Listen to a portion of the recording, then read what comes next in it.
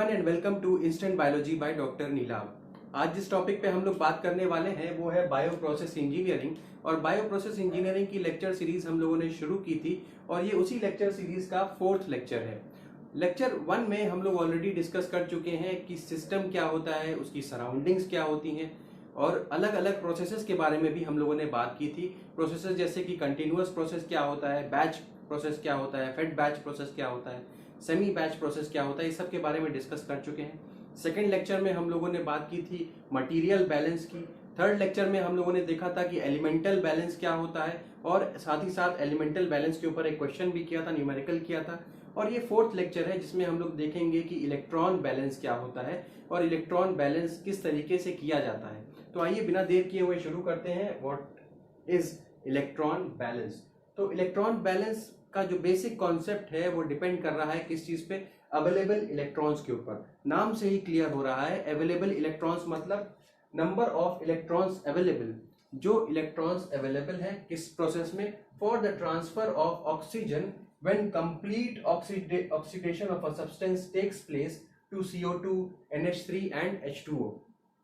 तो कहने का क्या मतलब है, जब भी किसी सब्सटेंस का कंप्लीट ऑक्सीडेशन किया जा रहा है, किस किस चीज के अंदर, किस किस चीज में कन्वर्ट हो रहा है वो सब्सटेंस, या तो वो कार्बन डाइऑक्साइड में कन्वर्ट हो जाए या NH3 में कन्वर्ट हो जाए या H2O में कन्वर्ट हो जाए। बेसिकली हम लोग बात किस चीज की कर रहे हैं? हम लोग कह रहे हैं कि कंप्लीट ऑक्सीडेशन होना चाहिए। देखिए, कंप्लीट ऑक्सीडेशन और इनकम्प्लीट ऑक्सीडेशन आप समझ सकते हैं एक बहुत आसानी से एक एग्जाम्पल के द्वारा। तो एक एग्जाम्पल क्या है? जैसे अगर आप लोगों ने ग्लाइकोलिसिस का प्रोसेस देखा होगा, ग्लाइकोलिसिस के प्रोसेस में क्या हो रहा है, ग्लूकोज को हम लोग कन्वर्ट कर रहे हैं, लास्ट में पायरुवेट में कन्वर्ट हो जाता है। और अगर ऑक्सीजन प्रेजेंट है तो क्रेब्स साइकिल के थ्रू होता हुआ लास्ट में कार्बन डाइऑक्साइड और वाटर में कन्वर्ट हो जाता है। तो ग्लूकोज अगर कार्बन डाइऑक्साइड और वाटर में कन्वर्ट हो जा रहा है, ध्यान दीजिए, अगर ग्लूकोज है और वो लास्ट में CO2 और H2O में कन्वर्ट हो जा रहा है, तो ये प्रोसेस क्या है? ये प्रोसेस कंप्लीट ऑक्सीडेशन का प्रोसेस है। कंप्लीट ऑक्सीडेशन देखने को मिल रहा है। और वहीं अगर ग्लूकोज ये CO2 और H2O में ना टूट करके आपका जो फर्मेंटेशन का प्रोसेस होता है, यानी कि अल्कोहल बनाने लगे, तो ये प्रोसेस क्या है? इनकम्प्लीट है। इसी को हम लोग फर्मेंटेशन भी बोलते हैं, फर्मेंटेशन भी बोला जाता है इसी को। तो ये प्रोसेस, ये एक डिफरेंस है इनकम्प्लीट और कंप्लीट ऑक्सीडेशन में। तो अब ध्यान क्या देना है कि आपको देखना है कि कार्बन डाइऑक्साइड में या NH3 में या H2O में कन्वर्जन हो जाना चाहिए। अब अवेलेबल इलेक्ट्रॉन्स को कैलकुलेट कैसे किया जाए ये देखना है। तो ध्यान देने वाली बात क्या है कि अवेलेबल इलेक्ट्रॉन्स कुछ नहीं है, सिर्फ और सिर्फ वैलेंसी है। वैलेंसी है किस? उस सब्सटेंस की जो कि कन्वर्ट हो रहा है या जबकि इलेक्ट्रॉन प्रोवाइड कर रहा है ऑक्सीजन को, उसकी वैलेंसी की बात की जा रही है। जैसे कि कार्बन की वैलेंसी 4 है, हाइड्रोजन की 1 है, ऑक्सीजन की -2 है, सल्फर की 6 है, सोरस की 5 है। तो इन सब की देखिए वैलेंसी ज्यादातर चेंज नहीं होती। अगर हम ऑक्सीजन को छोड़ दें तो सुपर ऑक्साइड वगैरह रेडिकल जो फॉर्म होता है वो बायो प्रोसेस में इस एलिमेंटल बैलेंस में बहुत ज्यादा उसका रोल नहीं है। हमें क्या देखना है? हमें देखना है कि वैलेंसी क्या है उस सब्सटेंस की जो कि इसमें कन्वर्ट हो रहा है। जैसे कि अगर हम लोग देख लें कि कार्बन डाइऑक्साइड अगर आप लोग देखें तो इसमें वैलेंसी कैसे निकाली जा सकती है? हमें ऑलरेडी पता है कि ऑक्सीजन की वैलेंसी -2 होती है, ज्यादातर केसेस में -2 होती है। तो अगर हमें कार्बन की वैलेंसी पता नहीं भी है, तो हम लोग केमिस्ट्री में बहुत बेसिक पढ़ा है हमने, तो मैं फिर से एक बार करके दिखा देता हूँ। कार्बन की वैलेंसी अगर आपके पास X को मान लेते हैं और रही बात इसकी प्लस हमने लगा दिया, और ऑक्सीजन की वैलेंसी -2 होती है और 2 इसके एटम्स पाए जा रहे हैं, तो 2 इंटू -2 कर दें और ये इक्वल टू किससे हो जाएगा? 0 के इक्वल हो जाएगा। क्यों? क्योंकि ये एक कंप्लीट मॉलिक्यूल है, इसके ऊपर कोई चार्ज तो मौजूद है नहीं। तो चाहे वो नाइट्रोजन हो, चाहे वो ऑक्सीजन हो, चाहे वो कार्बन डाइऑक्साइड हो, चाहे वो मीथेन हो, उसके ऊपर कंप्लीट जो चार्ज होगा, कंप्लीट चार्ज की बात कर रहा हूं, वो कितने के बराबर होगा? वो बराबर होगा कितने के?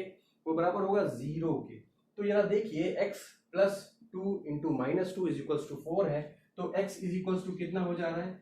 ये -4 हो जाएगा और उधर जाएगा तो 4 हो जाएगा। तो यहीं से हमें पता चल जा रहा है कि कार्बन की वैलेंसी कितनी हो गई? 4 हो गई। तो CO2 के केस में कार्बन या कार्बन की जनरली वैलेंसी 4 ही होती है। तो ये एक एग्जाम्पल हमने लेके बता दिया। थोड़ा सा चेंज या थोड़ा सा ध्यान देने वाली बात किस किस समय आ जाती है, नाइट्रोजन के समय आ जाती है। थोड़ा सा ध्यान देने वाली बात आ जाती है नाइट्रोजन के समय, क्योंकि आप देखेंगे नाइट्रोजन क्या है, नाइट्रोजन जो है वो NH3 भी बनाता है, यानी कि अमोनिया भी बनाता है, N2 भी रहता है, और NO3 के फॉर्म में या नाइट्रेट के फॉर्म में भी रहता है। जरा तीनों को देख लिया जाए, जरा तीनों को देखते हैं। अगर फॉर्म NH3 है तो देखिए यहाँ पे नाइट्रोजन की वैलेंसी कितनी हो जाएगी, x मान लीजिए, नाइट्रोजन को x यहाँ पे मान लीजिए, और सेम वही कॉन्सेप्ट यूज करके x plus 3 is equals to 0 हो जाएगा, तो x इज इक्वल्स टू -3। देखिए अमोनिया के केस में नाइट्रोजन की वैलेंसी -3 हो जा रही है। ठीक है, नाइट्रोजन की बात करें तो नाइट्रोजन के ऊपर अभी मैंने बताया था कोई भी गैस है, ये तो डायटोमिक गैस है, कोई भी गैस होगी तो उसके ऊपर टोटल चार्ज हो जाएगा 0, तो यहाँ पे नाइट्रोजन की वैलेंसी अगेन 0 हो जाएगी। ये क्लियर हो गया। अब आइए नाइट्रेट की बात कर ले। नाइट्रेट थोड़ा सा अलग है, नाइट्रेट थोड़ा सा अलग है, क्यों? क्योंकि इसके ऊपर चार्ज है, ये एक आयन है, बेसिकली एक नेगेटिव चार्ज पाया जाता है नाइट्रेट के ऊपर। तो अब यहाँ पे नाइट्रेट की वैलेंसी कैलकुलेट कर लीजिए, x हो गया। उसके बाद हमको क्या करना है, 3 है, यानी कि 3 ऑक्सीजन है, तो plus 3 into -2 is equals to -1 कर दीजिए, तो x -6 इज इक्वल्स टू -1, तो x इज इक्वल्स टू +5। ये +5 आ जाएगी आपकी नाइट्रोजन की वैलेंसी। तो यहाँ पे नाइट्रोजन की वैलेंसी चेंज है, यहाँ चेंज है और यहाँ चेंज है, तो अवेलेबल इलेक्ट्रॉन्स इसी तरीके से चेंज्ड है। अब इसी अवेलेबल इलेक्ट्रॉन्स को ध्यान में रखना है कब, जब इक्वेशन को बैलेंस करना है। एक बैलेंस्ड इक्वेशन में हमेशा ध्यान रखिए, बैलेंस्ड इक्वेशन में क्या होता है कि इलेक्ट्रॉन जो है, अवेलेबल इलेक्ट्रॉन्स प्रोडक्ट के केस में और रिएक्टेंट के केस में हमेशा बराबर रखना है, बराबर रहना चाहिए। तो ये क्लियर हो गया होगा। अब इसी कॉन्सेप्ट के बेस पे, यानी कि अवेलेबल इलेक्ट्रॉन्स के ही बेस पे एक और दूसरा कॉन्सेप्ट है जिसको हम लोग क्या बोल रहे हैं, डिग्री ऑफ रिडक्शन। बहुत इंपॉर्टेंट कॉन्सेप्ट है, इसके ऊपर क्वेश्चन भी आते हैं गेट में। तो डिग्री ऑफ रिडक्शन का क्या जो डेफिनेशन है वो क्या है, number of equivalents of available electrons पर ग्राम एटम कार्बन। सिंपल सा इसका मतलब आप ये समझिए कि इसमें आपको बस और बस अवेलेबल इलेक्ट्रॉन्स को कैलकुलेट कर लेना है। अभी हमने सिखाया अवेलेबल इलेक्ट्रॉन्स को आप कैसे कैलकुलेट करेंगे, और पर ग्राम एटम ऑफ कार्बन होना चाहिए, यानी कि जितने एटम्स हैं उससे डिवाइड कर दीजिए। चलिए, इसको हमने इतने सारे एग्जांपल्स में बांटा है, अगर आप इतने एग्जांपल्स कर लेंगे तो जाहिर सी बात है आपका जो कॉन्सेप्ट है वो क्लियर हो जाएगा। ठीक है, तो हमने जैसा बताया कि डिग्री ऑफ रिडक्शन जो है, ये ध्यान रखिएगा, जो इसकी वैल्यू है या जो इसका सिंबल है वो क्या है, गामा। गामा से डिफाइंड होता है डिग्री ऑफ रिडक्शन। तो आइए जरा कैलकुलेट कर लिया जाए डिग्री ऑफ रिडक्शन कैसे कैसे। इतने सारे अगर हमने अलग अलग मॉलिक्यूल्स लिए हुए हैं तो उसमें डिग्री ऑफ रिडक्शन क्या होगा। सबसे पहले हमने बताया कि डिग्री ऑफ रिडक्शन के लिए आपको एक चीज का ध्यान रखना है, आपको अवेलेबल इलेक्ट्रॉन्स जो इसमें है सब्सटेंस में वो टोटल निकालने हैं। देखिए, तो मैंने पहले कॉलम में अवेलेबल इलेक्ट्रॉन्स लिख लिए और दूसरे कॉलम में डिग्री ऑफ रिडक्शन या गामा लिख लिया।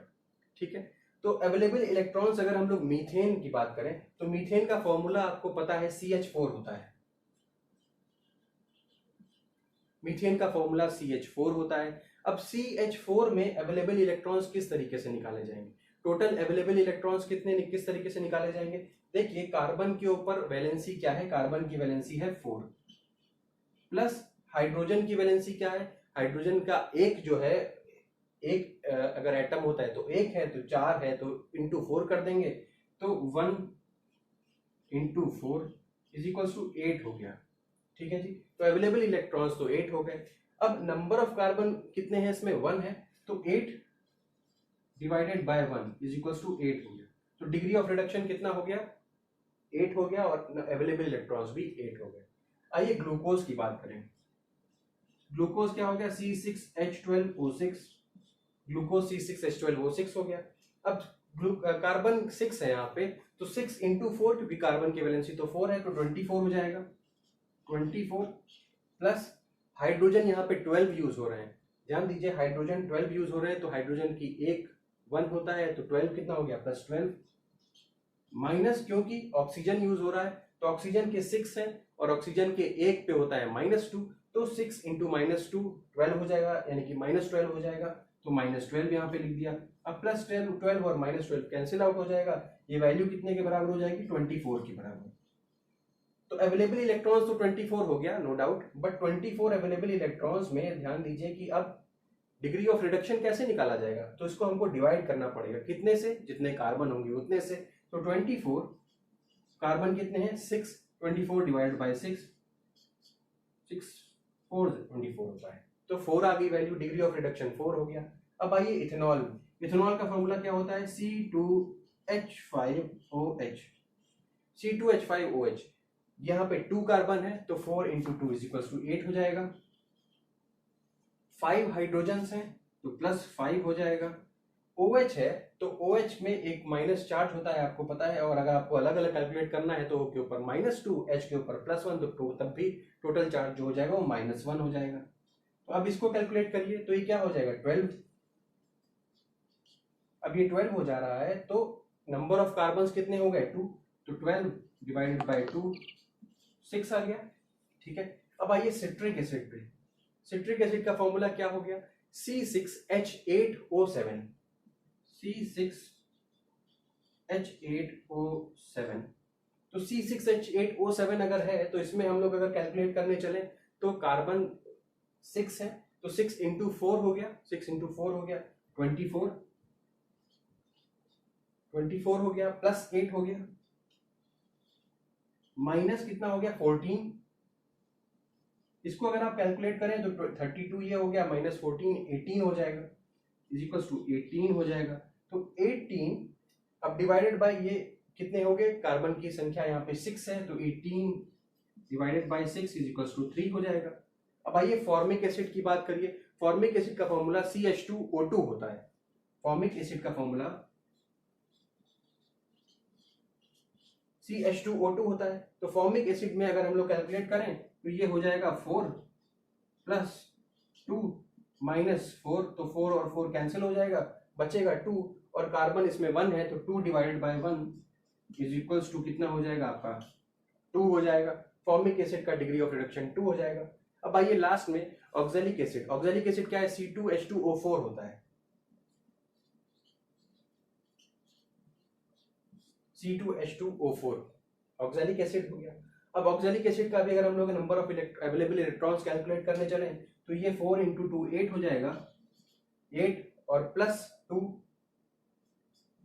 -8, क्योंकि ऑक्सीजन 4 दिया हुआ है तो 8 + 2 -8, तो 8 और 8 कैंसिल हो जाएगा, बचेगा 2, तो ये 2 हो जाएगा इसका अवेलेबल इलेक्ट्रॉन्स, और 2 डिवाइडेड बाय 2 क्योंकि नंबर ऑफ कार्बन्स 2 है = 1 आ जाएगा। तो ये डिग्री ऑफ रिडक्शन, इन सारे मॉलिक्यूल्स के डिग्री ऑफ रिडक्शन हम लोगों ने कैलकुलेट कर लिए। तो बेसिकली इस तरीके के छोटे छोटे क्वेश्चंस पूछे जा सकते हैं एग्जाम में, ज़्यादा प्रोबेबिलिटी है पूछे जाने की। याद रखिएगा बैलेंस्ड रिएक्शन में जो भी अवेलेबल इलेक्ट्रॉन्स होते हैं वो सबस्ट्रेट में और प्रोडक्ट में जो होते हैं वो बराबर होते हैं। तो ये कॉन्सेप्ट हो गया इलेक्ट्रॉन बैलेंस का। आई होप आपको ये लेक्चर पसंद आया होगा। अगर ये लेक्चर पसंद आया हो तो प्लीज़ इसे लाइक करिए, मेरे चैनल को सब्सक्राइब करिए।